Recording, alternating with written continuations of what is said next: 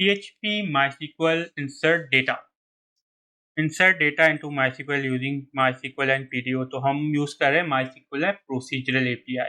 After a database and the table has been created, जो हमने create कर ली यहाँ पे, we can start adding data in them. Here are some syntax rules to follow. The SQL query must be quoted in PHP. String values in that SQL query must be quoted. Numeric values must not be quoted. Word null must not be quoted. अच्छा, ये अब हम करेंगे तो उसमें हमें पता चल जाएगा. The insert into statement is used to add new records to a MySQL table. ठीक है, तो हम अगर MySQL की टेबल में कोई डेटा हमें इंसर्ट करना है तो हम क्या यूज़ करते हैं, MySQL ये इंसर्ट इनटू स्टेटमेंट. ठीक है, तो हम अपने इस कोड पे आते हैं, MySQL प्रोसीजरल पे. डेटाबेस कनेक्शन हमारा क्रिएट हो गया. ठीक है, यहाँ पे हमने डेटाबेस अपना कनेक्शन क्रिएट कर लिया था. अब हम क्या करते हैं, इसको जो है हम नीचे आते हैं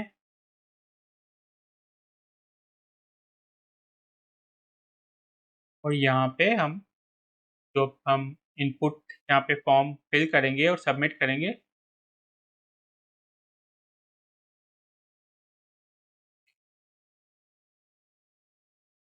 अच्छा, अब क्या होगा यहाँ पे, इंसर्ट इनटू, ये एसक्यूएल का वेरिएबल हमने बनाया. ठीक है, इसमें हम एसक्यूएल की क्वेरी इंसर्ट कर रहे हैं. ठीक है, इनपुट कर रहे हैं.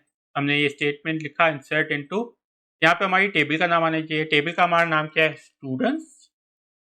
उसमें कॉलम क्या हमारा, एक नेम का कॉलम है और एक ईमेल का कॉलम है. तीसरा कॉलम हम ये यहाँ से डिलीट कर देते हैं. तो कॉलम्स हम कैसे देते हैं, का नाम लिखते हैं, कॉमा, फिर दूसरा कॉलम. कॉलम्स के नाम दे दिए. अब हम वैल्यूज देंगे कि वैल्यूज भी तो डालनी है ना कॉलम्स में. इसने तो हार्ड कोड किया हुआ, लेकिन हम अपने वेरिएबल्स यूज करेंगे. ठीक है, नेम का हमारा वेरिएबल कौन सा था, नेम, और ईमेल का कौन सा था, ईमेल. बस, ठीक है, ये हमारी क्वेरी बन गई. इंसर्ट इनटू स्टूडेंट्स की टेबल, कौन से कॉलम में इंसर्ट करना है, नेम और ईमेल में. कौन सी वैल्यूज इंटर करनी है, ये डॉलर नेम और डॉलर ईमेल. तो जो पहली वैल्यू होगी डॉलर नेम, वो पहले कॉलम में चली जाएगी यहाँ पे जो हमने मेंशन किया है, और दूसरी जो वैल्यू होगी डॉलर ईमेल, वो दूसरे कॉलम में चली जाएगी जो हमने यहाँ पे मेंशन किया. हमने आईडी मेंशन नहीं किया क्योंकि आईडी हमारी ऑटो इंक्रीमेंट हो जाएगी. ठीक है, फिर यहाँ पे हम चेक करें MySQL क्वेरी. ठीक है, ये फंक्शन यूज करेंगे MySQL क्वेरी. ठीक है, MySQL क्वेरी फंक्शन यूज करेंगे इस क्वेरी को एग्जीक्यूट करने के लिए, ताकि हमारा ये डेटा डेटाबेस में इंसर्ट हो जाए. ठीक है, उसमें हम क्या यूज करेंगे, वेरिएबल यूज करेंगे कनेक्शन का. MySQL क्वेरी में एक फंक्शन में ये कनेक्शन का वेरिएबल है, हमारे डेटाबेस कनेक्शन का वेरिएबल है. और कनेक्शन के साथ कौन सी क्वेरी हमें जो है करनी है यूज, ये वाली SQL. ठीक है, तो ये कनेक्शन जो है हम यूज करेंगे कनेक्शन का वेरिएबल. ठीक है, इस डेटाबेस में हमें जो है ये क्वेरी जो है इंसर्ट करनी है. ये बता रहे हैं इसमें यहाँ पे कि ये कनेक्शन है डेटाबेस का, और उसमें हम ये करने जा रहे हैं जो डॉलर SQL में मौजूद है. और डॉलर SQL में हमारी SQL की क्वेरी मौजूद है जो क्या करिए, इंसर्ट करिए स्टूडेंट्स की टेबल में नेम और ईमेल. और यहाँ पे हमने वैल्यूज भी मेंशन की हुई है नेम और ईमेल की. ठीक है, और यहाँ पे अब चेक कराएंगे कि इफ अगर ट्रू है, कोई एरर नहीं आ रहा. ठीक है, SQL क्वेरी सक्सेसफुली एग्जीक्यूट हो गई, ट्रू है, तो आप एको कर दो न्यू रिकॉर्ड क्रिएटेड सक्सेसफुली, या आप फिर एरर शो कर दो एल्स में एरर में हमारी ये SQL क्वेरी आएगी. ठीक है, ये जो SQL क्वेरी है जिसपे एरर आया है, br टैग और MySQL_error ये फंक्शन है, ये एरर शो करेगा. एक एरर आखिर आया, मतलब कौन सा एरर आया था जिसकी वजह से कनेक्शन जो है सक्सेसफुल नहीं हुआ.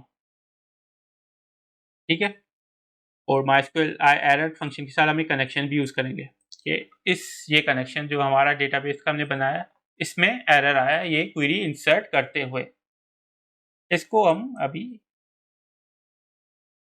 इसको भी हम रख लेते हैं. चलें, तो ये चीज़ हो गई. अब हम रिफ्रेश करते हैं. कनेक्टेड सक्सेसफुली, डेटाबेस का इसने बता दिया. Uncaught MySQL SQL exception, no database selected in form PHP 58. तो ये कह रहा है कि no database selected, which is correct. Database हमने सेलेक्ट ही नहीं किया. हमने तो सर्वर नेम, यूज़र नेम और पासवर्ड सेलेक्ट किया है। डेटाबेस कैसे सेलेक्ट करेंगे? तो अभी वेरिएबल हमें देना पड़ेगा, ठीक है। तो अभी हमने वेरिएबल दिया है, डेटाबेस का नाम क्या था हमारा? PHP कोर्स, ठीक है। और यहाँ पे भी हमें चेंजेस करनी पड़ेंगी, ठीक है। इसमें ये MySQL कनेक्ट के फंक्शन में, ठीक है। पहले हम क्या कर रहे थे? पहले हम सिर्फ सर्वर टेस्ट कर रहे थे कि सर्वर का नाम, यूज़र नेम और पासवर्ड, ठीक है। अब हम ये भी चेक करें कि डेटाबेस जो है वो भी मौजूद है कि नहीं है, ठीक है। अब हम ये देख रहे हैं कि जो ये डेटाबेस के साथ आप कनेक्ट कर रहे हैं इस सर्वर पे है और ये यूज़र नेम और ये पासवर्ड है, ठीक है। तो अब हम ये चीज़ चेक करें, डेटाबेस की चेक कर रहे हैं कि डेटाबेस जो है वो मौजूद है सर्वर पे इस यूज़र नेम और पासवर्ड के साथ। तो हमने डेटाबेस एम्प्टी थी तो उसने एरर दे दिया कि नो डेटाबेस सेलेक्टेड, ठीक है। वो कहाँ पे? यहाँ पे इसने एरर दिया था, ठीक है। हमने MySQL क्वेरी हमें चला रहे थे फंक्शन, लेकिन उसने कहा डेटाबेस तो है ही नहीं, ये डेटाबेस तो आपने दिया ही नहीं। तो हमने डेटाबेस भी दे दिया और अब हम डेटाबेस के साथ कनेक्ट कर रहे हैं। पहले सिर्फ सर्वर चेक कर रहे थे, हम डेटाबेस को कनेक्ट कर रहे हैं। बेस नहीं आएगी इसमें। तो अब डेटाबेस का भी हमने बता दिया कि ये डेटाबेस है, इसके साथ कनेक्ट करना है। अब मैं जो है वो फिर से इसको फ्रेश करता हूँ, फिर से एम्प्टी करता हूँ, फिर से एरर आया दूसरा। अब क्या एरर आया जी 59 पे? You have an error in your SQL syntax. अच्छा, क्या एरर है आप देखते हैं। अच्छा, एरर इसलिए आया है कि क्योंकि हमने ब्लैंक सबमिट किए ना वैल्यूज़, तो इसमें ब्लैंक आ रहा होगा, ठीक है। तो इस वजह से एरर आया कि इसमें तो ब्लैंक वैल्यूज़ है, वैल्यू तो कोई हमने दी नहीं है। तो इसको भी हम यूँ करते हैं, हम एल्स में देते हैं, ठीक है। अब एरर नहीं आएगा क्योंकि अब ये चेक करेगा कि एरर अगर कोई है, एरर का वेरिएबल फील्ड है तो आप एको एरर कर दो, ठीक है। अगर एरर का वेरिएबल फील्ड नहीं है, मतलब कि कोई एरर नहीं है, ना नेम में एरर है ना ईमेल में एरर है, सब कुछ ठीक है, तब ये एसक्यूएल डेटाबेस का जो काम है, एसक्यूएल क्वेरी का काम है, जो हम इंसर्ट कर रहे हैं वो करो, ठीक है। पहले क्या कर रहे थे? हम ऐसे ही इंसर्ट कर रहे थे और वैल्यूज हमारी एम्प्टी आ रही थी, उस वजह से एरर आ गया। लेकिन अब क्योंकि एल्स की कंडीशन है और ये उसी वक्त एग्जीक्यूट होगी जब कोई एरर नहीं होगा, ठीक है। अब मैं फिर से करता हूँ रजिस्टर, ठीक है। अब कनेक्ट सक्सेसफुली है और उसने ये भी बता दिया कि नेम इज़ एम्प्टी है, ईमेल इज़ एम्प्टी है। तो मैं br टैग दे देता हूँ,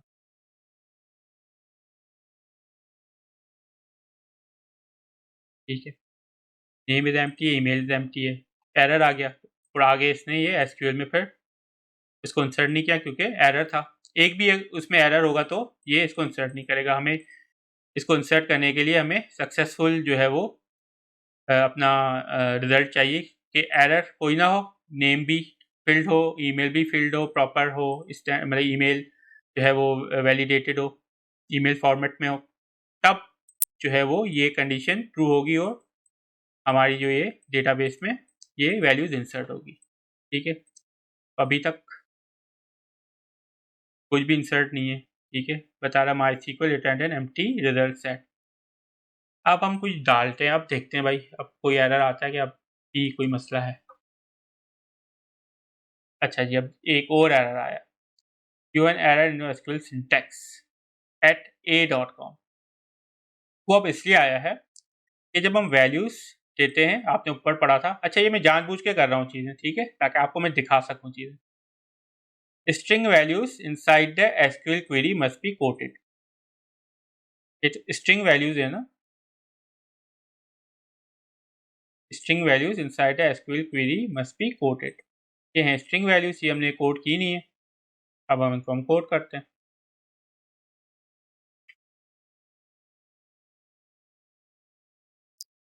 तो कह रखा है numeric values must not be coated, इसकी स्ट्रिंग वैल्यूज हैं वो कोट होनी चाहिए, ठीक है। वेरिएबल भी जब हम बनाते हैं, ठीक है, अगर आपको कंफ्यूज, ये देखिए वेरिएबल मैंने बनाया तो ये स्ट्रिंग वैल्यूज ही हमने कोड की हुई है ना, डबल कोट में। इस तरह तो हम नहीं कर सकते ना, इस तरह तो नहीं कर सकते। ना करेंगे तो क्या होगा, एरर आ जाएगा। अनडिफाइंड कांस्टेंट, ये समझेगा ये कांस्टेंट है, ठीक है। सिर्फ जब नंबर्स होते हैं, इंटीजर्स होते हैं, तब हम इस तरह जो है विदाउट कोट्स उनको देते हैं, लेकिन स्ट्रिंग कोई होता है तो उसको मतलब कोट्स में देते हैं। तो यहाँ पे भी हम ये करेंगे कि स्ट्रिंग वैल्यूज आ रही हैं तो उनको हम कोट्स में देंगे, ठीक है। इंटीजर होता, न्यूमेरिक वैल्यूज होती तो उनको फिर हम कोट नहीं करते, ठीक है। अब देखते हैं क्या होता है, मैं फिर से शुरू से करता हूँ। अब मैं फिर से अपना नाम और ईमेल देता हूँ।